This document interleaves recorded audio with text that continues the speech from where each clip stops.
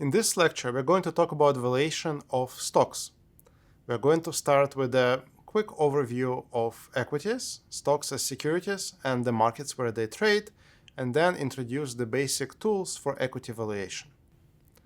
Now, stocks are relatively well-known financial securities. Common stocks represent equity or ownership positions in a corporation. They allow for a distributed form of ownership of public companies. When you own shares of a stock, let's say you own shares of IBM, you effectively are one of the owners of the company. You may own a small fraction of the company in proportion to the number of shares, but you are one of the owners. And this is how large public companies can be owned by large groups of investors through their ownership of stocks. Stocks deliver payments to their owners in the form of dividends, which are cash payments, and share repurchases, which are transactions in the market where the company buys back its own shares. These are different types of transactions. They have different properties, but the end result is the same. By paying dividends or by buying back shares, the company is able to distribute cash back to its owners, back to the shareholders. If we compare ownership of stocks to ownership of bonds, payments to the bondholders are contractual. They're fixed in the definition of the security. They're not discretionary. In contrast, payments to the stockholders are discretionary and they're uncertain. The timing of these payments and their amount are not guaranteed and are subject to the discretion of the management and to various types of risks, business risks to which the company is exposed, market conditions changing, and so forth. Stocks have several important basic characteristics. One is that stocks are what we call residual claims. Stockholders get paid after the company has paid its creditors. In other words, stocks are relatively junior in the capital structure of the firm compared to debt obligations. The company has to repay its bonds. If there is money left after that, it can pay the stockholders. Stocks are limited liability instruments. What this means is that when you buy a share of a company, you can lose as much as your entire investment, but no more than that. For example, if you own a fraction of a company by owning shares, and the company is the subject of a lawsuit, whatever the settlement may be, you cannot lose more than your investment. Your own personal assets are not on the line. This is what is called limited liability. Limited liability is an important feature of many financial securities, and as you can see, it is a key to allowing for distributed ownership. Stocks also confer voting rights to their owners. Stockholders can participate in corporate governance. They can vote on important corporate events. For example, they can vote during elections for the board of directors. They can vote on large corporate actions like mergers and acquisitions. They can vote on executive compensation and so forth. Day-to-day operations of the firm are run by the management. Firm owners, the shareholders, are not involved in these tactical decisions, but they can be involved in strategic actions, such as mergers and acquisitions, and they can participate by voting. How exactly votes are distributed in relation to share ownership depends. It varies firm to firm, but typically it is one share, one vote. The more shares you own, the more votes you control. When we think about trading of stocks, we can conceptually think about two types of markets: the primary market and the secondary market. The primary market transaction is a transaction between the firm and its investors, shareholders. For example, if it's a relatively young firm, it doesn't trade in the public markets. It is raising money from investors. For instance, it may be raising money from a venture capital firm. It engages in a primary market transaction. It would issue shares and sell them to a VC company to raise capital. At a later stage, as the firm matures, it may get listed for public trading, and then it would sell its shares to the broader group of investors. This event is called an initial public offering, the IPO.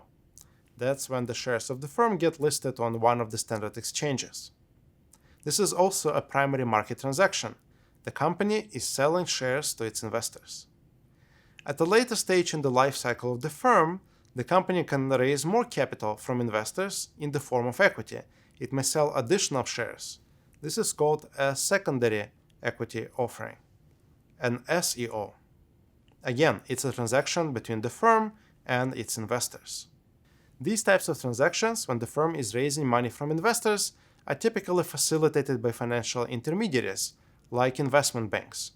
They help to make sure that this process goes smoothly, the firm is able to raise the desired amount of capital, and the shares go into the hands of the right types of investors. These transactions are called underwriting. When we think about the secondary market, this is the market where shares get traded between investors. This market does not involve the firm itself. This is a resale market. This is what most of the investors are familiar with, and this is where most of the trading takes place.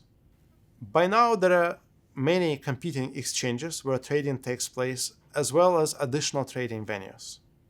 Some of the best-known exchanges, and those controlling the largest percentage of the trading volume in the United States and globally, are NYSE, the New York Stock Exchange, CBOE, the Chicago Board of Options Exchange, and NASDAQ. These exchanges are regulated by the SEC, they are subject to regulatory oversight, and they have to maintain certain standards and provide investor protection.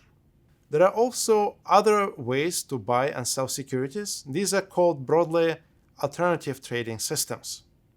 These include electronic communication networks, which provide trading venues outside of the exchanges. They include dark pools and so forth. These types of trading venues are not exchanges. They're not subject to the exact same regulations. They still are subject to regulatory oversight, but the rules are different. They're typically registered as broker-dealers, and they're not required to provide the same level of transparency, for example, as exchanges do. They also tend to operate during other hours. An exchange may be closed, alternative trading venues would be open, and they generally have different economic trade-offs, different cost structure. A significant fraction of trading nowadays goes through these alternative trading venues. As you can see from the graph, as you look at the distribution of trading across the largest exchanges, the stock market nowadays is highly fragmented. There are many competing players, and none of them dominates the market in terms of the trading volume. There are several leading exchanges. Some of them are owned by the NYSE group, some are owned by CBOE. They may conduct 5-10% of the daily volume of trade on average in various securities, but none of them control the majority of trading in the equity market. Over time, the volume of trading has been rising. If you look over the 30-year period from 1984 until now, the overall volume of trading on the New York Stock Exchange increased almost tenfold. Part of this increase can be explained by the fact that the overall market is growing, and that can be seen from the rising level of the stock market index. That's not the whole story, however. Trading nowadays is largely electronic, and the volume of trading has been rising sharply over the last 2 decades, and this partly reflects the rise of high-frequency trading strategies, which account for a significant fraction of trading volume in equity markets. We will now develop a basic valuation model for equities, called a discounted cash flow model, or DCF model. Let's look at the prices of several financial companies. These are large banks like JP Morgan, Bank of America, and so forth. In the table, you can see prices per share, as well as earnings per share, and the valuation ratios, such as the price to earnings ratio or price to sales ratio.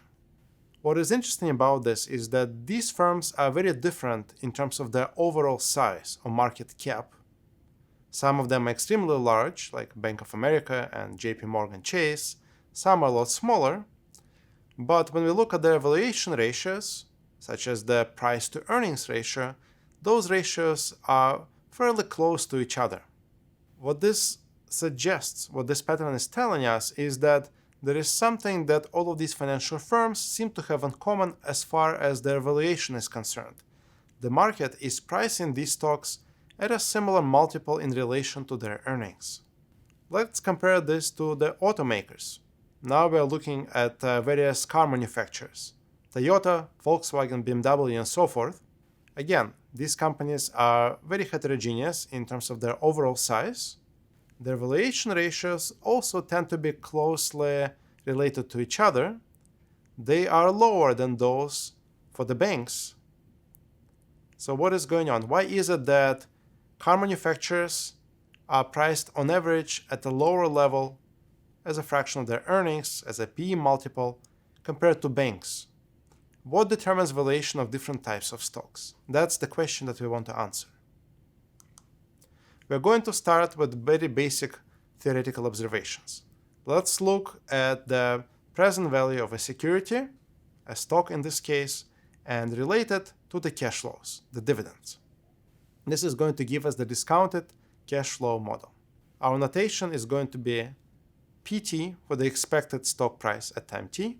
This is the ex-dividend price, the price of the security immediately after it pays off the dividend. DT is the expected dividend at time t, and RT is the expected stock return over period t. We start with an accounting identity, the definition of returns. 1 plus the expected return is equal to the total cash flow at time 1, which is the dividend plus the price of the security, P1, divided by the initial price, P0. This is the definition of expected return, R1.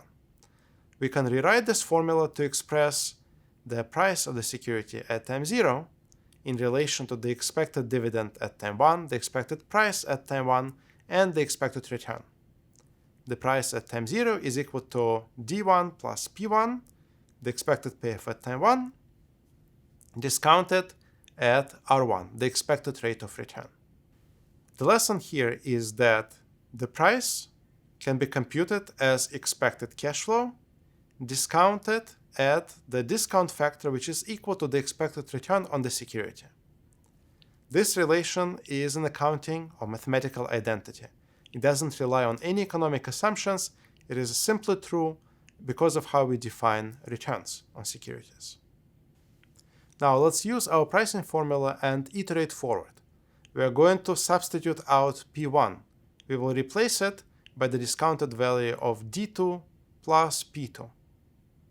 What we obtain as a result is the relation between the price at time 0 and the dividend at time 1, dividend at time 2, and the price at time 2. Again, the price at time 0 is the discounted value of future cash flows at time 1 and 2. To simplify, let's assume that expected returns during every period are the same, they're equal to R. We can continue this process, continue moving forward, substituting out the price using our one-period DCF formula to obtain the following equation. The price at time 0 is equal to the sum of the expected dividends during future periods, discounted at the rate of return R, plus the residual term, which is the price at time capital T, discounted at the rate of return. Again, R, expected return on the stock. The price of the stock is therefore equal to the discounted value of future dividends plus the discounted value of the terminal price, PT. The discount factor equals the expected stock return. If we take this sum to a limit by letting capital T go to infinity and make an additional assumption that the discounted value of the terminal price, P capital T, converges to 0, we obtain an infinite horizon discounted cash flow formula, which tells us that the price of the stock at time 0 is equal to the discounted value of future dividends from 1 to infinity, where each expected future dividend is discounted at the expected rate of return on the stock. We now apply our discounted cash flow formula to develop a canonical valuation model for stocks. This is the Gordon model. The Gordon model is also known as the constant growth model, and it's based on the two key assumptions. First, we assume that the discount rate, or the expected return on the stock, is constant across periods. Second, we assume that the growth rate of dividends in expectation is constant as well. Dividends grow at the average rate equal to G, which is smaller than the discount rate R. They grow at the same rate in perpetuity. With these two assumptions, we can derive the value of the firm at time zero, or the price of the stock, in relation to the initial dividends. If we substitute into our discounted cash flow formula the relation between dividends across time, where a dividend at time t plus 1 is expected to be equal to the dividend at time t times 1 plus the growth rate, we can see that we're dealing with a growing perpetuity, and the present value of this growing perpetuity is equal to the expected cash flow at time 1, d1, divided by r, the discount rate, minus g, the growth rate. This is the Gordon model. P0, the price of the stock, is equal to d1 divided by r minus g. Let's look at an example. Suppose that the current dividend on the stock is 1. This is d0, equal to $1. We expect dividends to grow at a 6% rate per year forever, so g is equal to 6%. The expected return on the stock is 20%, so r is 0.2. In this case, the dividend at time 1, d1, is expected to be equal to 1, the initial dividend, times 1 plus the growth rate, so that's $1.06, and the price of the stock is therefore $1.06, divided by the difference between the expected return and the growth rate, which is 0.2 minus 0.06, which gives us $7.57. We can use this formula as a relation between prices of securities, their expected dividends, expected returns, and growth rates of dividends. The Gordon model, the constant growth model, relates the price-dividend ratio to expected returns and growth rates. We can apply it in various ways. For example, we can look at market prices and infer what the market expects future returns to be, or what the projected growth rates for dividends are. As an example, let's consider a situation where we're using valuation ratios to forecast future stock returns. Northern Company is a utility firm. Its dividends are going to grow in expectation at a constant rate forever. A utility firm, being a stable business, is a good candidate for applying this kind of constant growth model. The current dividend price ratio, which is also called dividend yield, d0 over p0, is equal to 4%. Analysts are forecasting the long-run growth of dividends to be 5% per year. Based on the Gordon model, we can express the expected stock return in terms of the ratio of d1 to p0 and the growth rate. Specifically, expected stock return is equal to d1 over p0 plus g, the growth rate of dividends. Because d1 is proportional to d0, we can replace d1 with d0 times 1 plus g, the growth rate. As a result, we can compute the expected return on this stock. It's equal to 1.05 times the dividend yield of 4% plus the 5% growth rate. It's 9.2%. One thing to note is the relation between expected returns, dividend yield, and dividend growth. What we see is that the expected return on the stock is based on the growth rate of dividends and the dividend yield. In the second example, we are going to forecast firm growth rate. The company here is Kendall Square Cuisine. It's a new health food franchise. For those of you who don't know, MIT is located in Kendall Square. This company owns 10 restaurants as of now, and each of these restaurants is expected to generate $1 million in profits every year forever in perpetuity. This company, KSC, is expected to grow its market share over time by opening new restaurants. We are going to assume that it's going to grow at a constant rate, which is not known. Each new restaurant is going to be just like the old restaurants. They're going to generate $1 million in profits every year forever. we're assuming that when the company opens a new restaurant, the cash flows start the following year. So if it were to open the restaurant this year, the first cash flow is going to arrive a year later. KFC is a publicly traded firm, and its current market capitalization is 200 million. We're assuming that the discount rate, the expected return on its stock, is 10% per year, and that will remain constant forever. The question is, at what rate does the market expect KFC to grow in terms of growing its number of restaurants over time? For our company, this means that the growth rate, G, is equal to 0.1, which is the expected return, minus the total dividend next year, which is 10 million. Remember that the company currently owns 10 restaurants, and each of them is going to generate 1 million next year, divided by the initial price, 200 million.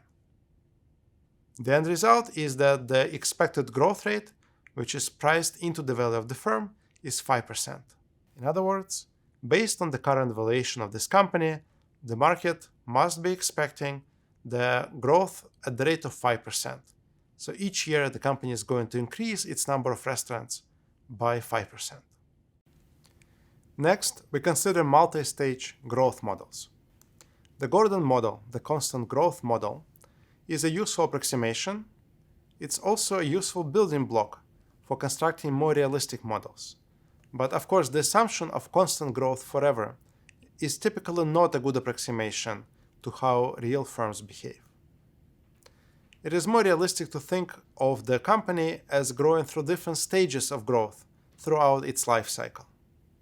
When the firm is young, it may start small and grow rapidly by capturing and increasing market share. Over time, as the company grows larger and larger, it's going to be harder to maintain the same growth rate. There may be some initial competitive advantages that the firm has. Over time, competition is going to catch up. Also, as the company gets large in terms of its market share, increasing the market share further is going to become progressively difficult. So, in the long run, we cannot expect large established firms to grow at the same rate as young growth firms. The way to model this is to assume that in the early stages, the company may grow through a so-called growth stage with a relatively high growth rate, which will eventually slow down, and long-term the company is going to reach maturity, at which point the growth rate is going to be relatively low and is going to converge to some kind of average for the same type of firms, perhaps average for the sector. Now, let's consider an example. Northern Company is expected to pay $1 per share in dividends next year. This number is expected to grow at a 10% rate for the next 5 years. After that, the growth rate of the company is going to slow down, and it's going to be 2% from that point on forever. The cost of capital of this company, or the discount rate on its cash flows, is 8%. The question is, what is the current share price of the Northern Company? The following table projects dividends per share for this firm over the next several years. You can see that at time 1, the dividend is expected to be $1, and this is going to grow at a 10% rate, so it's going to be 1.1 in year 2, 1.21 in year 3, and so forth, until we hit year 6. And after that, the growth rate is going to slow down to 2%. We are going to value this stock by dividing the timeline into 2 portions. The first segment is going to be from year 0 up to and including year 6.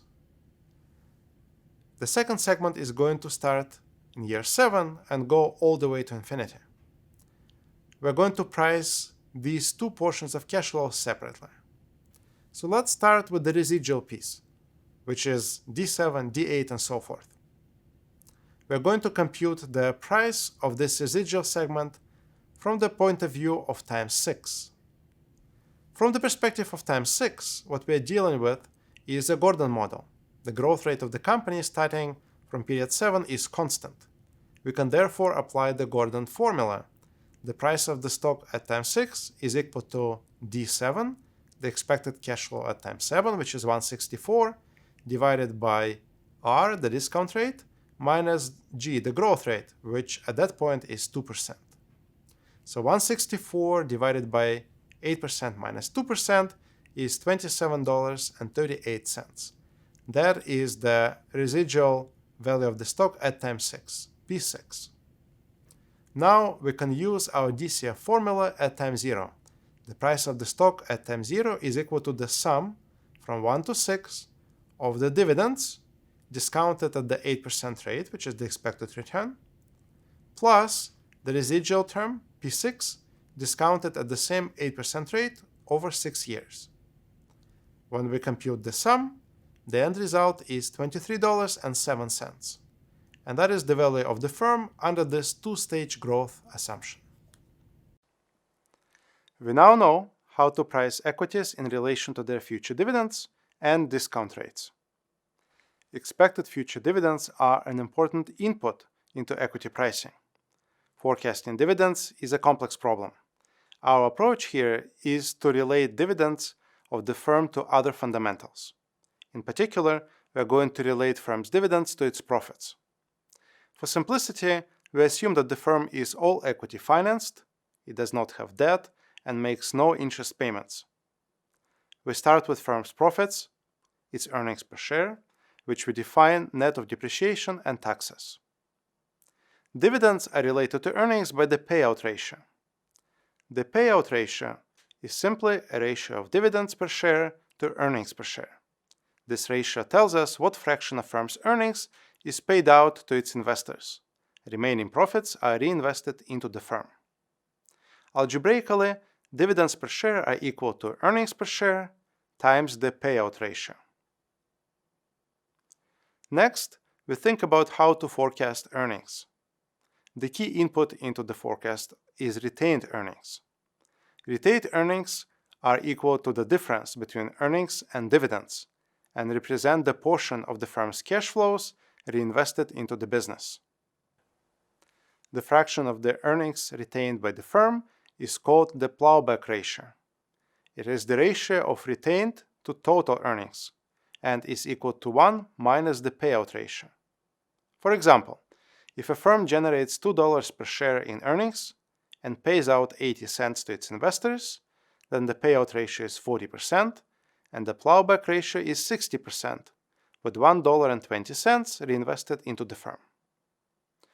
We should note as an aside that by accumulating retained earnings over time, we can keep track of the firm's book value of equity, which is an accounting measure of firm value. Unlike the market value of equity, which is a forward-looking measure of firm value, the book value is backward-looking and is simply a summary of the history of firm's investments. Firm's investments generate incremental cash flows in the future. We assume for simplicity that an investment at time t generates a constant perpetual stream of additional cash flows, starting from the next period, t plus 1. We also assume that without additional investments, firm's expected future earnings remain constant. We make both of these assumptions for simplicity in order to focus on the conceptual elements of this analysis. One can replace these assumptions with a more realistic and complex model of how investment generates incremental earnings. Consider the following example. A company, Texas Western or TW, is expected to earn $1 per share next year. The firm plans an expansion to increase its earnings by 8% per year. Without these additional investments, earnings of TW are expected to remain constant forever. Each additional dollar of investment generates incremental perpetual cash flow of 10 cents, starting in the following period.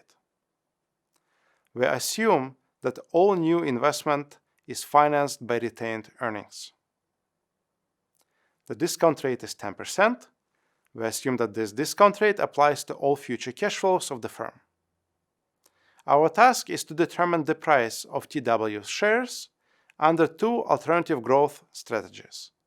In the first case, TW pays out all of its earnings forever and does not invest. In the second case, TW expands and grows its earnings forever at 8% per year. We start with the case of no investment. In this case, the firm pays out 100% of its earnings. Without investment, earnings of TW remain at the same expected level of $1 per share forever. Because the payout ratio is 100%, dividends per share are also expected to be $1 forever. Applying the 10% discount rate to future dividends, we find, using the perpetuity formula, that the initial price of the stock is $10 per share. Next, consider the case of perpetual growth. TW aims to grow its earnings at the rate of 8% per year. The first question we must answer is, at what rate should TW reinvest its earnings to achieve the 8% rate of growth? In other words, we want to determine the required plowback ratio.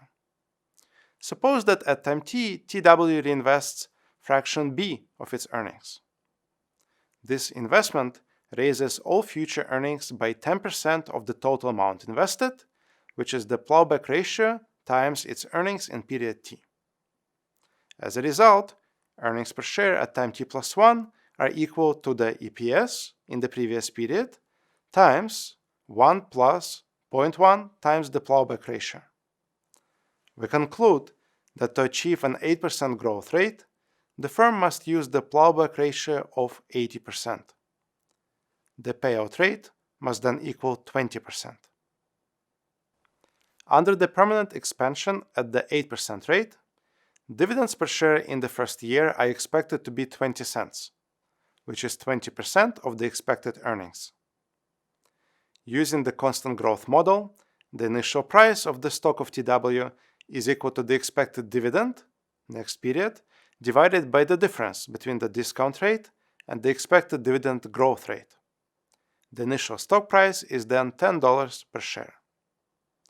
The price of the stock is the same as in the no-growth scenario. Why are the two values the same? The reason is firm's future investments do not add anything to the firm value. Each time TW invests $1, it generates a perpetual cash flow stream of 10 cents, starting a period later. The NPV of this investment, with a discount rate of 10%, is 0. As we will learn in the following section, this means that TW has no growth opportunities. Because our assumptions imply that all new investments are 0 NPV, the value of TW does not depend on its growth strategy.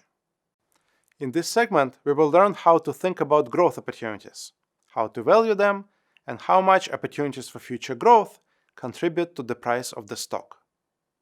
First, define what the growth opportunities are. Growth opportunities are future investment opportunities that generate a positive NPV. Such investment opportunities contribute positively to the firm value. Stocks of companies with access to future growth opportunities are considered growth stocks. The term growth stock is used casually to refer to firms which would not be called growth stocks under our formal definition. For example, a firm with growing sales is not necessarily investing at a positive NPV, as we have seen in our example of Texas Western. Same goes for the firms with growing assets or growing dividends.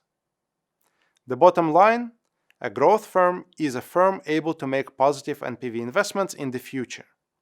Our objective is to figure out how to value such growth opportunities. Consider the following example. Expected earnings per share of ABC Software will be $8.33 next year. ABC will pay out 60% of its earnings as dividends forever. Assume that new investments will generate a perpetual expected cash flow stream of 25 cents for each dollar invested. The discount rate for all cash flows is 15%. We need to figure out what portion of firm value reflects the value of its growth opportunities. To do that, we compute the price of the stock in two different ways, with and without growth. We define the present value of growth opportunities, or PVGO, as the difference between the actual stock price and the price that would apply without growth, which would correspond to 100% payout and no investment. We first compute the stock price with growth. Expected dividend per share in the first year is 60% of expected earnings, which is $5. Under the parameters of the problem, both earnings and dividends of the firm are expected to grow at the 10% rate. To see this, compute the expected earnings in the second period. Investment in the first period is 40% of the firm's earnings, or $3.33 per share. Each dollar investment raises future earnings by 25 cents, so the first period investment raises second period earnings by 83 cents relative to the first period. This implies a 10% growth rate. The same argument applies to all future periods, so both earnings and dividends are expected to grow at the 10% rate forever. The price of the stock is given by the constant growth formula. Stock price at time 0 equals the expected dividend in the first period divided by the difference between the discount rate and the dividend growth rate. This means that the initial stock price is $100 per share. Under the no-growth policy, the firm pays out all of its earnings as dividends. In this case, dividends in the first period are $8.33 per share. The value of the stock is given by the constant growth formula. Without growth, this is simply the expected dividend next period over the discount rate, which equals $55.56 per share. The difference between the stock price with and without growth is $44.44. This represents the present value of growth opportunities of ABC. Next, we take a closer look at how future investments of ABC add to the firm value. At time 1, ABC invests 40% of its earnings, which equals to $3.33 per share. With each dollar producing 25 cents in additional future earnings, the time 1 investment generates additional expected earnings of 83 cents in all future periods, starting with period 2. The NPV of the time 1 investment is the present value of the perpetual stream of 83 cents per year, net of the initial investment of $3.33, which adds up to $2.22. At time 2, the same logic applies. Because the magnitude of the firm's investment rises by 10%, all resulting cash flows grow by 10% as well, and so does the NPV of its investment. We conclude that the NPV of the time 2 investment is 10% higher than the NPV of the time 1 investment, and equals $2.44. Applying the same valuation process to all future years, we find that firm investments generate a stream of NPVs growing at 10% per year. The total present value of ABC's future investment is then given by the constant growth formula. The initial cash flow is the NPV of the time 1 investment. The discount rate is 15%, and the growth rate is 10%. This implies the present value of growth opportunities of $44.44 per share, which is the same value we uncovered by comparing the price of the stock with and without growth. We started this week by observing that valuation ratios seem to be systematically different across different types of firms. Financials and automakers are trading at different valuation ratios, or different PE ratios. We can now see that one reason why firms may trade at different PE ratios is because of differences in their growth opportunities. Let's take a closer look. Suppose that the ROE of the firm is constant over time. The price of the stock has two components. One component represents the value of the firm without growth, and the second component reflects the value of future growth opportunities, PVGO. The value of the firm without growth is given by the expected earnings at time 1, which are going to continue in perpetuity without growth, divided by the cost of capital R. The present value of growth opportunities is the discounted value of the NPV of future investments that the firm makes. Now, let's define the PE ratio formally. The PE ratio under our definition is the ratio of the price of the stock at time 0 to the expected earnings at time 1. Our definition is different from the common definition used in the business media, where the price of the stock at time zero is divided by the lagged earnings, which are also measured at time zero. Now, let's use our formula. The price of the stock is equal to expected earnings divided by the cost of capital plus the present value of growth opportunities. Suppose that the firm does not have any growth opportunities. PVGO is 0. In this case, the PE ratio is equal to 1 over R, 1 over the cost of capital. If the present value of growth opportunities is positive, the PE ratio is equal to 1 over R plus the ratio of PVGO to earnings at time 1, or specifically expected earnings at time 1. What we see is that for the firm with higher present value of growth opportunities, the PE ratio is higher, which means that PE ratio reflects how rich the firm is in growth opportunities. This is one of the reasons why we observe different valuation ratios, different price to earnings ratios across different industries and across different types of firms. This reflects different growth prospects that these firms are facing.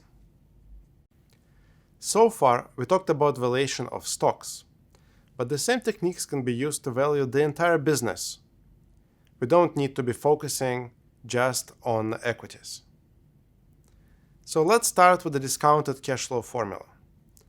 The present value of the business is equal to the discounted expected value of the free cash flows that the business generates between time 1 and time capital T, plus the present value of the remaining cash flows, which we call PV capital T, discounted back to time 0. What you see here is that we are splitting the timeline into two portions. We're discounting cash flows between time 1 and time capital T separately, and then we're discounting the residual, which we call the horizon value at time capital T. We're focusing on the free cash flows, which is net cash flows that can be attributed to the business that we're evaluating. In order to apply this formula, we need to forecast cash flows from time 1 to time capital T, and we need to predict the horizon value, PV capital T. In our previous analysis, we focused on the forecasting of payouts, dividends, or in this case, we can use the same techniques for free cash flows. What we now need to do is figure out how to predict the horizon value, PV capital T. This is the focus of our current discussion. There are several alternative methods that one could use to forecast the horizon value. We're going to look at three alternatives. The first method uses PE multiples. What this means is that we are going to forecast the profits that this business generates at time capital T, and then scale them by the PE multiple, which is a typical price to earnings ratio that is applied to stocks that we view as comparable to the business that we're evaluating. The second approach is similar in nature. We're also using comparables. We're also looking for the valuation ratios of similar firms, similar traded businesses. But instead of the PE ratio, we're using the price to book ratio, which is the ratio of the market price of equity to its book value. The last approach is what we call the DCF approach. In this case, we do not use valuation multiples. We are determining the horizon value using the discounted cash flow formula by making particular assumptions about future growth of the business after time capital T. Now, what is the logic behind using multipliers versus the DCF approach? The multiplier approach is a particular type of relative valuation. It is a relative valuation approach where we're looking for companies that are similar to the firm under consideration, and we're asking how much the market is paying for those businesses in relation to either their book value or the profits that they're generating. The challenge with using this approach is that businesses generally are not the same. It is not easy to find two firms that are very close comparables.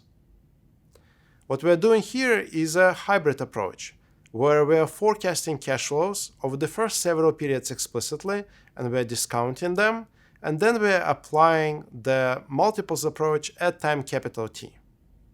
The logic of this is that even though it may be quite difficult to find very good comparable firms at time zero, this gets progressively easier as we are looking into the future. And the reason for that is that there tends to be a certain degree of convergence between different types of firms in expectation. So the firms that look very different at time zero in expectation look less different, and therefore the multiples approach becomes more and more accurate.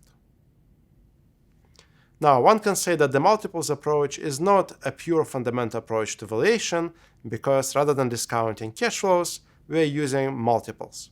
At the end of the day, the DCF formula, the multiples approach, are different versions of relative valuation. If we want to use a pure DCF approach, we are going to make assumptions about future growth of the firm. For example, if we assume that beyond certain horizon, the firm exhausts its growth opportunities, for instance, competition catches up and the firm can no longer make positive NPV investments, we can figure out what the horizon value is. It is going to be equal to the free cash flow at time capital T plus 1 under the no growth assumption, discounted as a perpetuity without growth.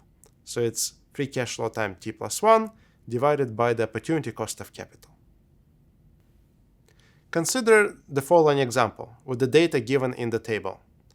We have a business here which starts with the asset value of 5, think of it as 5 million, and it grows over time.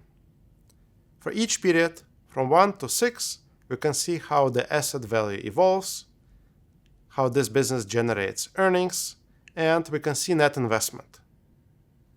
Net investment is the investment into the business in the form of CapEx, capital expenditure, net of depreciation. Earnings here are also measured net of depreciation. Now, the free cash flow that this business generates is equal to earnings minus its net investment. This is the cash flow that is left after the firm reinvests back into the business. We make an assumption about the discount rate. The discount rate is constant at 15%, and therefore we can compute the discount factor, which is then applied to cash flows in different periods. This is given at the bottom of the table. In our example, the company is going through 2 stages of growth. In the first few years, growth rate is relatively high, and the firm is reinvesting a lot back into the business, and therefore the free cash flow may in fact be negative. This does not mean that the firm is losing money, it simply means that the firm is investing more than the cash it is generating. After the first few years, growth rate slows down and investment declines accordingly. The present value of this business can be computed as the present value of the free cash flows of the first several years from 1 to capital T plus the present value of the horizon value at time capital T. We will now use our 3 alternative approaches to estimate the present value of the business. Let's start with the multiples approach, the PE multiples in particular. We are going to discount free cash flows from 1 to 4 and then apply the multiples approach to figure out the horizon value at time 4. The present value of the free cash flows from 1 to 4 is minus $1.42. This reflects the fact that the firm in the early periods is investing more than the cash flow it is generating. To estimate the horizon value, PV4, we need to apply the PE multiples for comparable firms to the expected earnings of the firm at time 5, 1 period forward. Expected earnings generated at time 5 are estimated at $1.75. Let's assume that the PE multiple for comparable firms is equal to 6, in which case we are going to multiply the expected earnings at time 5 by a factor of 6 to estimate the horizon value at time 4, PV4. The present value of this horizon value is $10.50, which is the value at time 4, discounted at the 15% rate back to time 0, which is $6. Next, let's estimate the firm value, the business value, using the price-to-book multiples. The logic is very similar to the previous calculation, except now, instead of using the ratio of price to earnings for comparable firms, we are going to use the ratio of price to book, the market value of equity divided by the book value. Again, we're estimating the horizon value at time 4. The book value at time 4, the value of the assets, is $11.75, and this gets scaled by the average book-to-price ratio for comparable firms, which we assume to be equal to 1.2. As a result, our estimate of the horizon value is $14.10, and discounted back to time 0 at the 15% rate, this gives us $8.06. Our final calculation uses the pure DCF approach. Under this approach, we have to establish a point in time beyond which the firm is expected to have no remaining growth opportunities. For the sake of the argument, suppose that that period is t equal to 5. From that point on, the firm is going to produce no positive NPV, and therefore, at time 5, we can price the horizon value using the no growth formula. Let's do that. Between period 1 and 5, the free cash flows of the firm, after being discounted back to time 0, add up to minus 95 cents. The present value at time 5 can be computed as the earnings, which is what the firm would pay out with a no growth assumption, discounted at the cost of capital, 15%. Because without growth, the firm would be expected to pay $1.88, which is the earnings at time 6, in perpetuity. At the end of this, we find that the horizon value at time 5 is estimated to be $12.55, and discounted back to time 0, this gives us $6.24. Notice that we are using different horizons, capital T, under these alternative valuation approaches. This is just to highlight the fact that there is no reason to pick the same horizon when we're using the multiples approach versus DCF. The logic is not identical. Under the multiples approach, we are comparing the firm to other similar firms. We simply want to find a point in time when we think this comparison is accurate. Under the pure DCF approach, we are finding a point in time beyond which we feel comfortable forecasting firm growth. In this particular example, we are finding a point in time beyond which the firm has no remaining growth opportunities, and therefore the value of the firm can be computed under the no growth assumption. We now pull together our estimates. Using the PE multiples, we estimate the present value to be $4.58. Under the price-to-book multiple approximation, we find the present value to be $6.64. And using the pure DCF approach, the value is $5.29. The solution using the PE multiples gives us the most conservative estimate of the firm value.